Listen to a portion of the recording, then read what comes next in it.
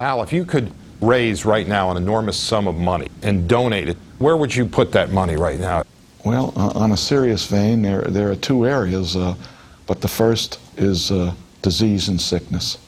I would try and prevent death and try and promote the future of all people to live longer and enjoy the fruits of what Earth can give to all of us. Death has always been something that I have been fascinated with, try to prevent. You're going to be a football player when you grow up?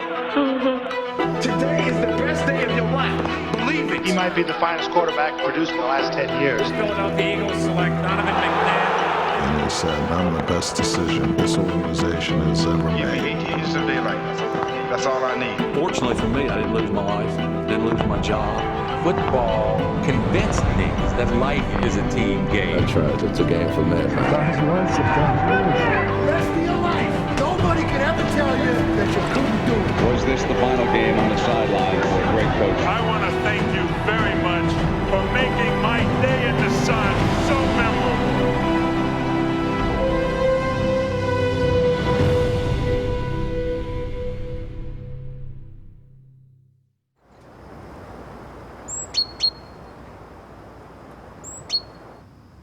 Al Davis, born 1929, died 2011. Eulogies written for the pro football pioneer asked a simple question. With all his accomplishments, how will Al Davis be remembered? Would it be as a young coaching genius? As the commissioner who forced the NFL and AFL to merge?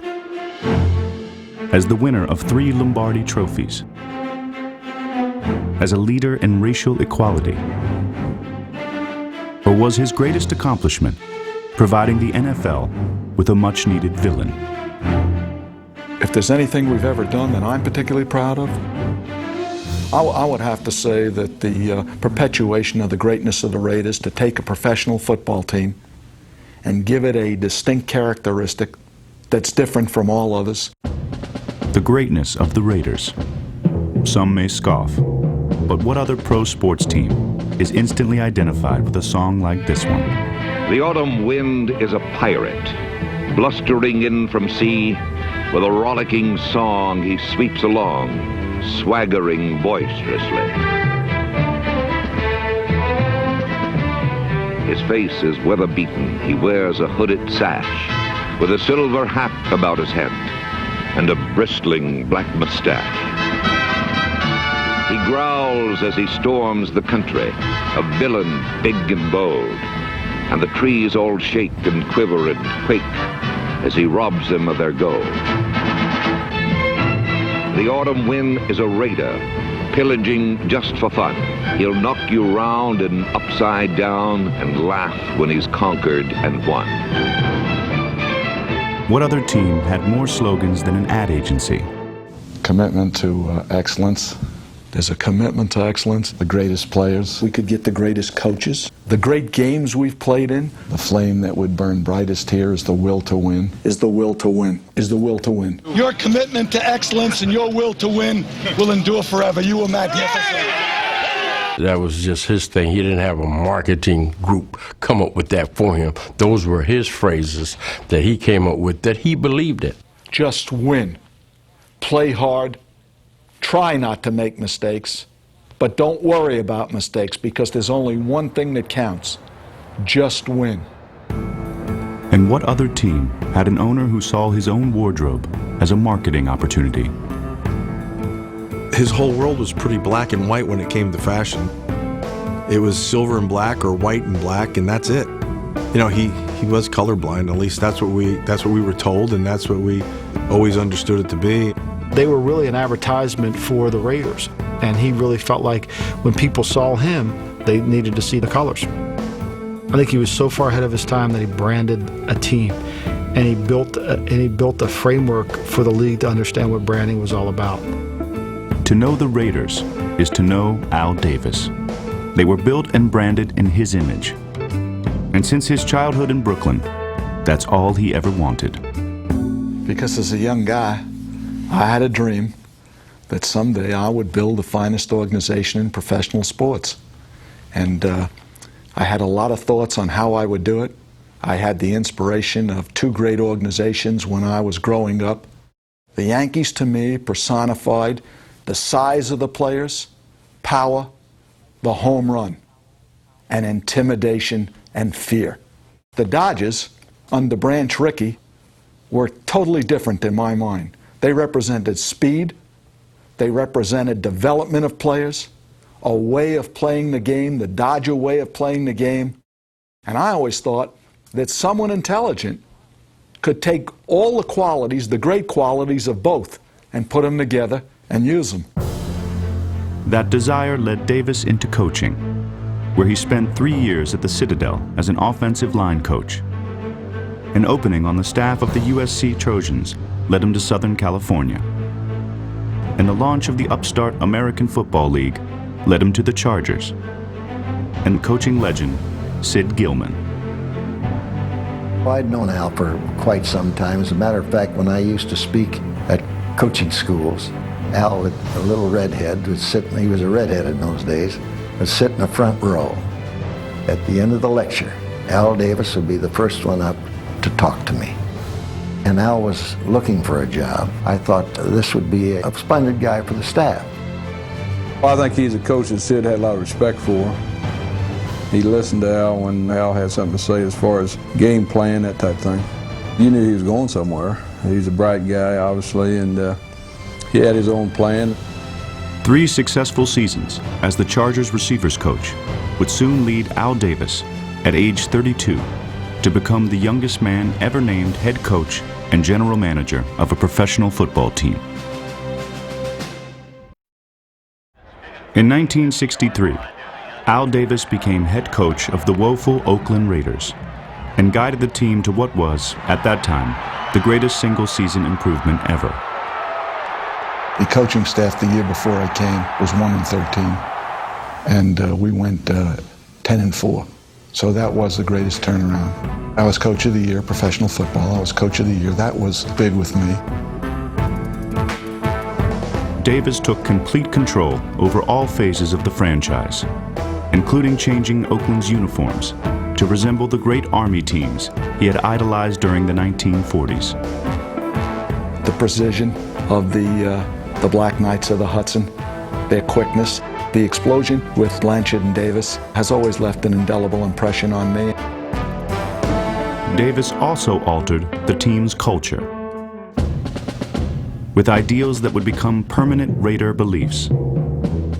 I had had the advantage to be with Sid Gilman at San Diego, but I had certain philosophies of my own that had to become part of whatever I was to do. And that was, number one, what I call the vertical game. We were going to stretch the field vertically. When we came out of the huddle, we weren't looking for first downs. We didn't want to move the chains. We wanted touchdowns. We wanted the big play, the quick strike. It's number one to say you want to do that. It's number two to say that you have the players to do it, but it's number three to do it. To do it on first down of any football game for that defense that you're playing against. For those cornerbacks who play out there on the corners, to know that the Raiders that are coming at you, they're coming at you on top, and they've got the speed to do it, and they will do it. It's like having the bomb and being willing to drop it. The adage that goes around in professional football, and I hear everyone say it, take what they give you. That all sounds good to everybody, but I always went the other way. We're going to take what we want. Davis's combative nature and interest in military tactics also led to a full defensive makeover. Well, the defensive theory evolved early on in the 60s to, number one, pressure. Put pressure on the pocket. We do believe that this is a game, psychologically, of intimidation and of fear. I don't mean cowardly fear, but fear. And I think this, that somewhere within the first 5 to 10 plays of a game, the other team's quarterback must go down, and he must go down hard.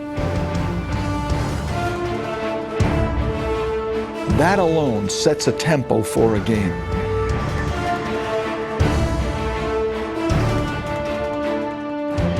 And diversification of defense and the utilization of your corners in a bump and run principle. We used to call it the press. We got the idea from John Wooden when he had his great zone press with his great basketball teams, where they picked you up as soon as you took the ball out and they pressured you. And we got the idea, and we called it press, and I think it was Don Shula who started using the word bump and run, and so we changed to bump and run. A job change came for Davis in 1966, when his league turned to him to lead them in escalating off-field fights between the AFL and NFL. We felt that the league had probably gotten to a point where we needed a different level of participation by our commissioner, our leader. And so a decision was made in 1966, and Al Davis became the commissioner of the American Football League. And so in 1966, the great rivalries continued. The great new stars who came into the American Football League in 19... Davis was somebody who had perhaps read The Art of War one too many times, but he was somebody who had a very military mindset. And his idea was, this is a guerrilla war. When AFL star Pete Gogolak suddenly jumped to the NFL, it gave Davis the opening to launch a counterattack. The NFL fired a shot with a revolver, and Al Davis responded with a machine gun. And that's exactly what he did. He went out, he said, all bets are off, and they went out and they began signing NFL players to future contracts with the American Football League. All the AFL needed to do was sign a few stars, and they were going to, as Davis put it, bring the NFL to its knees. We had about 4 or 5 quarterbacks all lined up. 3 or 4 of their other great players had signed, and it was a preliminary strike to let them know what's going to happen if they continue this. Al's exit strategy was not a merger. Al's exit strategy was take them on, become their equals, then become better than them. And then he felt he was undercut because Hunt and Tex Schramm from the Cowboys cut a merger deal behind his back. The last guy they told about the merger was Davis. And when he found out, he was really pissed off. He said there's no reason we had to settle for any of the things we did. We had them whipped. I've always said that the generals win the war, but the politicos, the politicians, make the peace. His interest in being commissioner ceased once there was not a war to fight. He wanted to go back to football, and so I think he was quite happy to do that and go back to competing with the Raiders and trying to win the Super Bowl. After Davis returned to the front office, Oakland dominated, posting the most wins during the final 3 years of the AFL's existence. 1967 was my first year. And that was George Blanda's first year. Willie Brown, it was his first year. Gene Upshaw was our #1 draft choice. And we were a real good team. We won the AFL that year, and we went to the Super Bowl. That was Super Bowl II. I thought that that was the beginning of a real dynasty for us. That team was going to get better and better, and we drafted well, and I thought there were going to be a lot of Super Bowls. Al Davis had already served as an assistant coach, head coach, commissioner of the AFL, and general manager. In 1972, he became the managing general partner in Oakland. For the rest of his life, Al Davis embodied the Raiders, while thriving in his role as the boss. The organizational chart flowed Al and then everybody below him. You know, you knew he was there. You could smell him. I mean, he wore a distinctive cologne, so you knew he was in the building. And, you know, he was not going to be shy about what he wanted. I think sometimes there was frustration in that his expectations of what he wanted, they were unrealistic at times. Right from the start, you knew that it wasn't just the coaches who were looking at things, it was Al himself. During the time I played here, Al was on the practice field every Wednesday and every Thursday, and his presence was felt. We could be sitting on our helmet or maybe not paying attention on the sidelines, but as soon as Al Davis walked onto the football field, everybody would come to attention. Well, get off your helmet and get on one knee or stand and start paying attention. Al had that ability, and I call that fear and respect. He carried that, I think, to every player that's ever played for him. Davis rewarded respect with loyalty. Of all the slogans he coined, the most genuine might be, once a Raider, always a Raider. Look around this organization and you see a lot of it. You know, the number of guys who are still with this organization, who is here in the 60s, such as myself and Willie Brown. I think right now we have probably 15, 20 guys who played for him in their career somewhere along the way, still in the organization. There was a reason for Davis's devotion. It stemmed from the biggest regret of his life. 1961, I got a call about 5 in the morning, and it was my brother telling me that my father had died.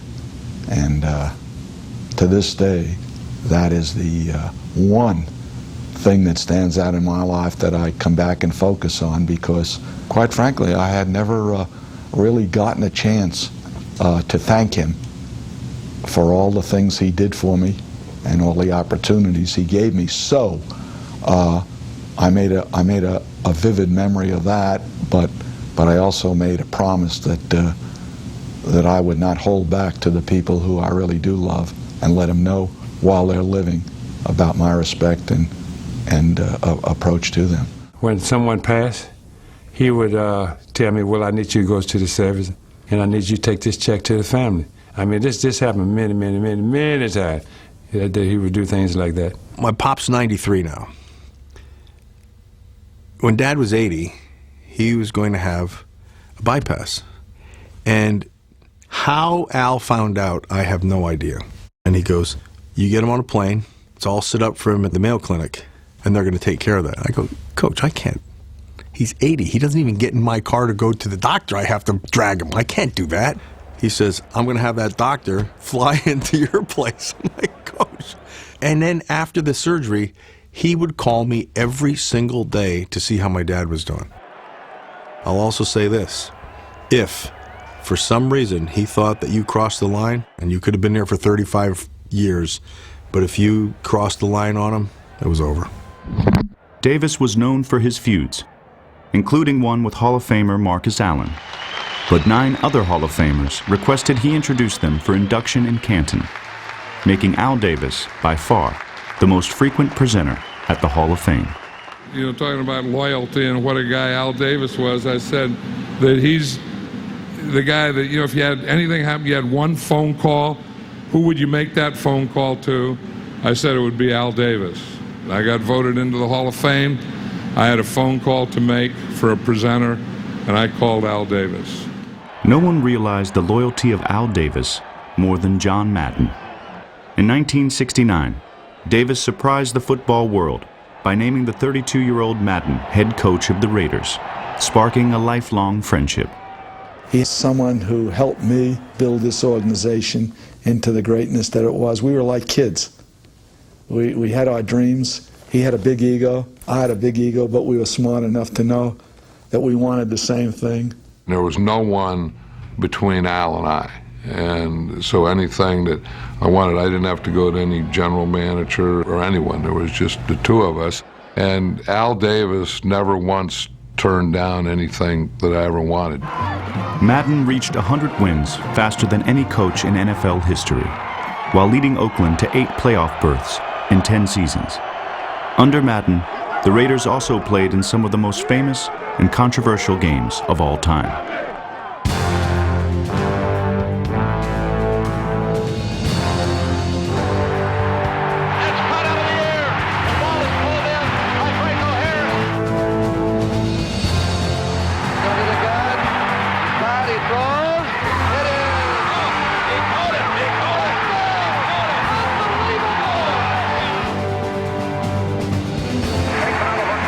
Here's Casper. He's got it at the Baltimore 15-yard line.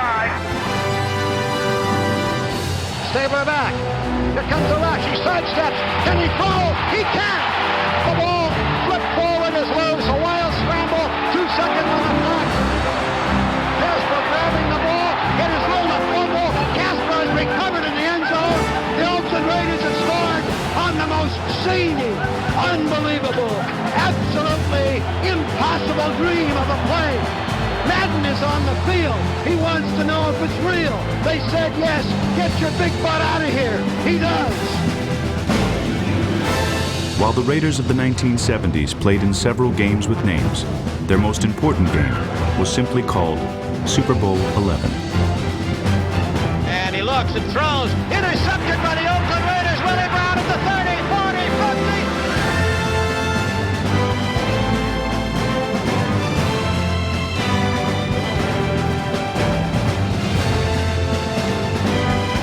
Old man Willie, he's going all the way. Touchdown Raiders. Strange group of players, Kurt. I think the Oakland Raiders, more than anybody else, have what you'd call a really conglomeration of misfits, because these guys came from everywhere and somehow they put it together. Awful lot of credit's got to go to John Madden and I guess Al Davis too. The Oakland Raiders were magnificent on that football field today, and to the people and the community in Oakland, we're proud to represent you and we intend to hold it.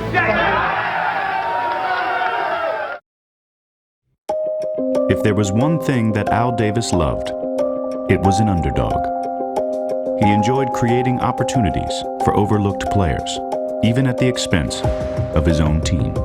This is 1974. Pittsburgh started Joe Gilliam in the game, and we beat him something like 17-0. After the game, Terry Bradshaw came in the locker room and said to me, "Can you get me out of here? Can you trade for me?" And I said to him, "Listen, I love you. I got enough problems. I got Stabler, I got Blanda, I still had LaMonica, and I can't get you, but let me put in a good word for you." Chuck Noll had been a close friend, and probably one of the dumbest things I've ever done, said to him, "Why the hell don't you play Bradshaw and stop playing Gilliam? Bradshaw can win for you." He put Bradshaw back in the lineup. They beat us in the championship game in '74. They beat us in the championship game in '75. And we had our hands full with the Steelers from then on, because Good Me raised his hand and suggested that they ought to start Bradshaw. Davis believed in giving players a fresh start in an era when few franchises offered second chances. In the old days, usually when you got let go, that was it. They used you up and moved you on, except if Al wanted to take you. We may take a player in who doesn't have good social habits or has been a failure somewhere else, but it's predicated on bringing them into an environment that can inspire in them the will to do great. And they have done great.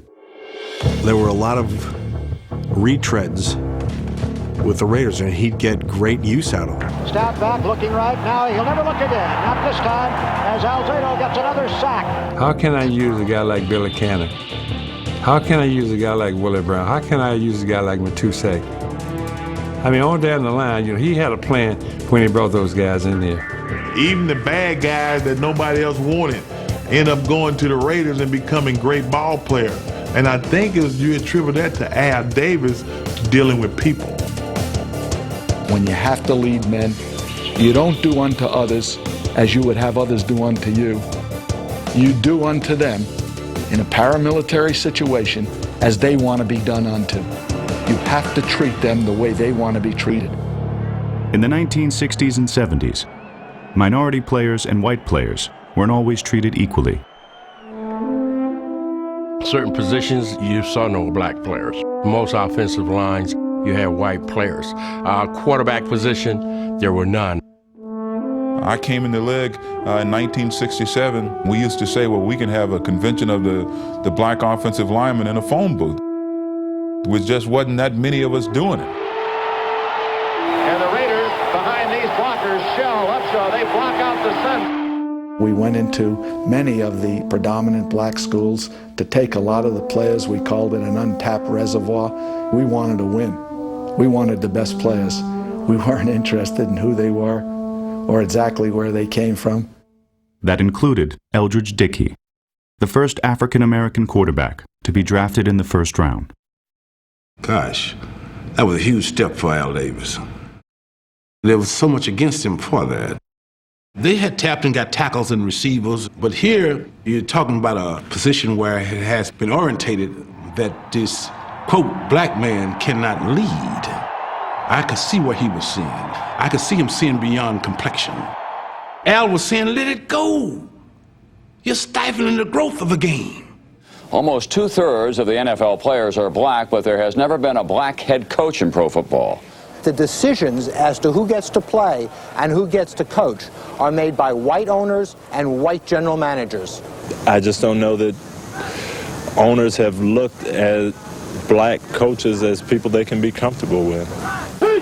But those white traditionalists who controlled the game are being replaced by more pragmatic owners led by Al Davis of the Los Angeles Raiders. I think if any guy will be able to do it, would probably be Al Davis. I'm for you, Al. My hat's off to you. I've always said it's not important to be consistent. It's important to be right. In 1989, Davis made Art Shell the first African-American coach of the modern era. One thing you got to understand is the only way to play this game is you got to get down in the dirt and get nasty. Let's go. He said, but I want you to know one thing. I'm not hiring you because you're black. I'm hiring you because I feel that you are the best possible candidate for this job at this time. Art Shell has won in his Raider debut. He is no longer the first black coach in the NFL. He's just a winning coach right now. They asked Art Shell, how does it feel to be the first minority coach? And he said, I'm not the first minority coach. And they looked at him in puzzlement, and they said, well, who was? He said, Tom Flores was the first minority coach. 10 years earlier, Davis had hired Tom Flores, a Hispanic coach with Raiders heritage. As a player, he was the first quarterback of the Raiders. As a coach, his roster included Jim Plunkett, a former #1 overall pick, who had failed in New England and San Francisco. I think the Raiders was the only organization who could have really pumped some life in Jim Plunkett. Back is Plunkett. Time to throw. Deep to the end zone to Branch. It is caught by Branch. Touchdown Raiders. Here's a guy that I watched in New England get beat to a pulp. And all of a sudden, he's Super Bowl MVP. Jim Plunkett climaxing as great a comeback as sports has ever witnessed.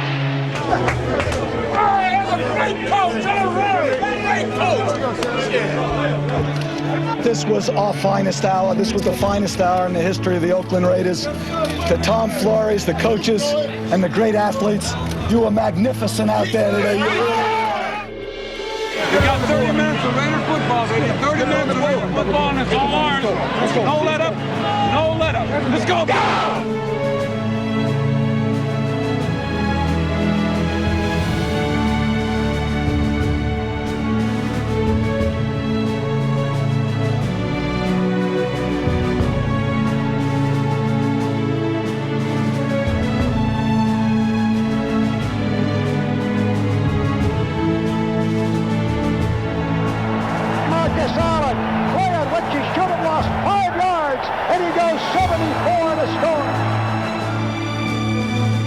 Tom Flores isn't just a great coach in our league. He's one of the great coaches of all time.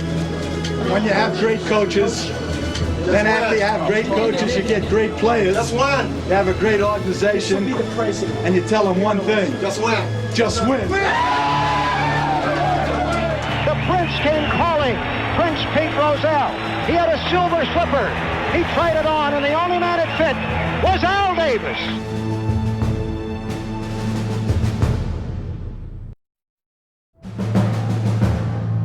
For Al Davis, just win, baby, meant sometimes bending the rules. I'm going to dominate if I can, other than maybe life or death, the things that I want. I'm going to dominate them. Raider rule number 1, cheating is encouraged. Raider rule number 2, see rule number 1. We had a guy named George Anderson who was our trainer. George was an expert in pads, probably most of them illegal. What he did was he took the stuff from the, like you make casts out, and then he molded it for me. What I essentially had was 2 casts. So when I hit somebody, boom, that was my first shot, right to the eye. I could take them down if they hit them just perfect. I mean, if they were illegal or not, I'm not sure. Anything that you're wearing has to be checked by the umpire in the pregame warm-up. Of course, you could not wear it in the pregame warm-up and then put it on for the game. I know that. If they were to use the word devious just by itself, it would be annoying for the moment. But when you throw it in, they like to throw it in with, as I said, brilliant, genius, winner, devious, ruthless, cunning. No, I'll take it. Take it. Al Davis loved it. He liked being the rogue, playing the villain. This was Al Davis's character. Clearly, this guy was a carnivore from the get-go. The Raiders' red meat was always the rough stuff.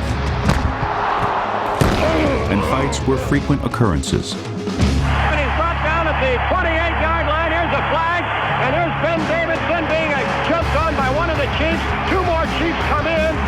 There's a big pile-up. Davidson and Taylor are going at it. Here come all the Raiders. Holy Toledo, it's a free-for-all. I just like to fight. I went to Bowling Green. If I threw a punch, they sent me back to New Jersey. When I was with the Raiders, if I threw a punch, that was good, as long as it was at the right guy. One thing they'll do is take a swing at you. If you hit them good, they'll take a swing. There's 4 or 5 guys that are demented on that team. Short fuses went a long way with the Raiders, and playing with a clenched fist was a point of pride. It also meant open season on stars of opposing teams, like Lynn Swann.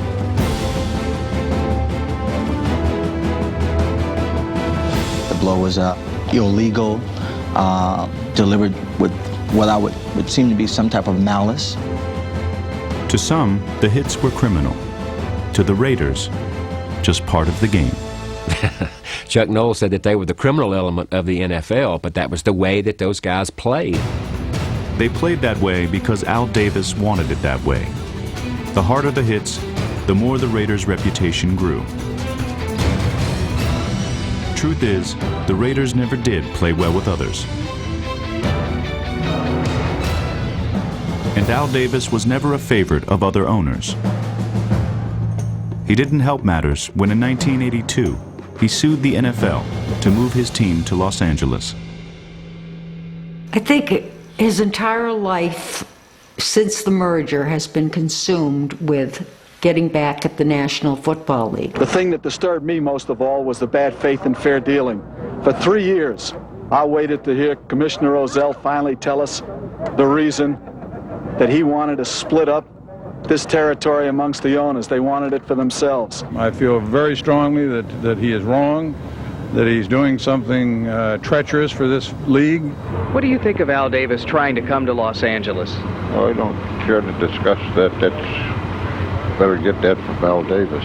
Davis was never a popular figure because he's an abrasive kind of guy. And his insistence on dominating and winning everything tends to rub a lot of people the wrong way. Doing warm-ups before the game, he would come around and walk around our team, and he would say things like, "How you doing today? You know, you're looking sharp," and you know he didn't really mean it. He was coming over to get an edge, and I thought that was pretty crappy. As a former head coach of the Raiders, Mike Shanahan knew just how to deal with his old boss's tactic.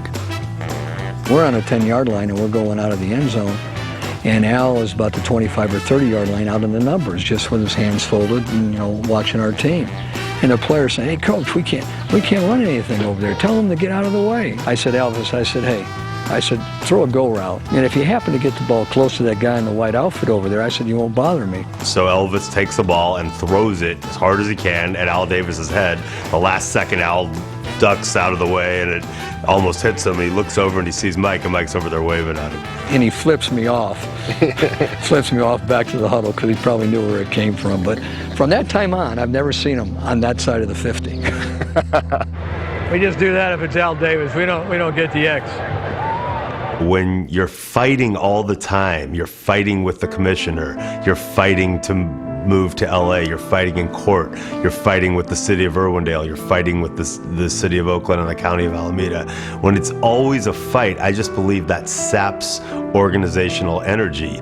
And I also believe that when there's so much paranoia festering and this everyone's against us. As far as good faith, there's no question in my mind that I never got the same treatment than anyone else got in their respective cities from the very beginning. That keeps you from asking the hard questions as an organization. Like, how do you fire head coaches at the rate of nearly one a year for the past decade? Or set a mark for losing that may never be matched?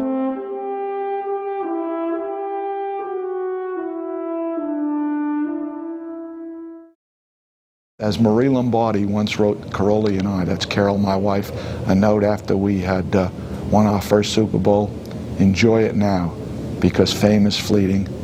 And she wrote again, enjoy it while you can. Al Davis often spoke of the torch that lights the way for the Oakland Raiders. But in 2001, that flame began to flicker. After the Tuck Rule game, Davis traded head coach John Gruden to Tampa Bay. In 2002, the Raiders made it to the Super Bowl for the first time in 2 decades. There, they were beaten by a familiar face. The dagger's in! We're gonna win the Super Bowl!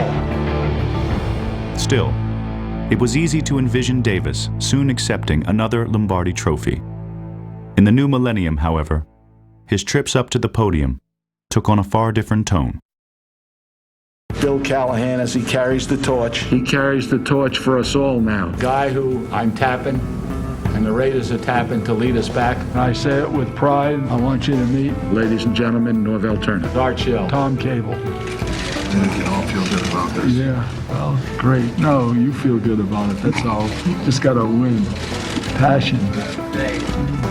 In Oakland, good feelings didn't last long, nor did coaches. Not with at least 11 losses in 7 straight seasons, an NFL record. This morning, I called Lane and told him that he no longer is the head coach of the Oakland Raiders, and I'm dismissing him with cause. He was so into trying to get this team turned around. He was trying so many things. I just want to win, baby. That's it. Committed to excellence. Davis tried what worked in the past, but high-priced cast-offs went bust, as did high-profile draft picks. Other selections raised eyebrows, like the kicker taken in the first round. Big, physical. It was the New York Yankees and it was the Brooklyn Dodgers, and that's really who Sebastian Janikowski was. He could hit the home run. When he drafted somebody and they thought, well, that was a dumb pick, he didn't care. The Oakland Raiders select Darius Hayward Bay. That is a classic Al Davis pick. The fastest guy at the combine. My issue is inconsistent hands. That is way earlier than he should have been picked. It sure seemed like his eye for talent jumped the shark, but in retrospect, did it? You get Jacoby Ford deep in the 2010 draft, and you get Denarius Moore in the 5th round of the 2011 draft. It is caught by Denarius Moore! You see those guys play, it's tough to say, wow, he's completely lost his touch. Maybe his was still one of the game's great minds. But as the old coach approached his 80s, it was getting harder and harder to stay on the sidelines. I think he was in a lot of pain. He always wanted to show strength, even in times of despair. He always wanted to be the strength of the organization. No one knows what it's like to be in those shoes and to feel like you can't do the things you used to be able to do. In 2011, Davis passed the torch one final time, hiring Hugh Jackson, who called Al Davis coach. When you can have talks with your boss about the actual X's and O's, this is the first place I've been dealing with the owner where I can do that. There's nobody else I've ever had to draw anything on the board for. And that's why I call him coach, because he can still talk football with me. On October 8th, 2011, Al Davis passed away. Al, we love you. We know that you're watching over this team. We love you. And we're going to keep playing. We're going to keep playing like Raiders for you. We're going to keep honoring this man all year. You guys know what this is for, man. Love the guy. It's on you, Jay. Let's go, man. Let's go. Win on 3. 1, 2, 3, win. Houston, the day after. The Raiders fell behind before the autumn wind began to blow.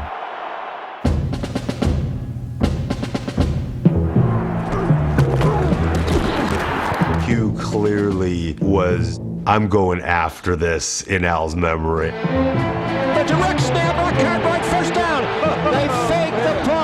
I'm not going to play this conservative game and just try to eke out a win. Trust in the players. Players will make plays. Players that were unconventional picks.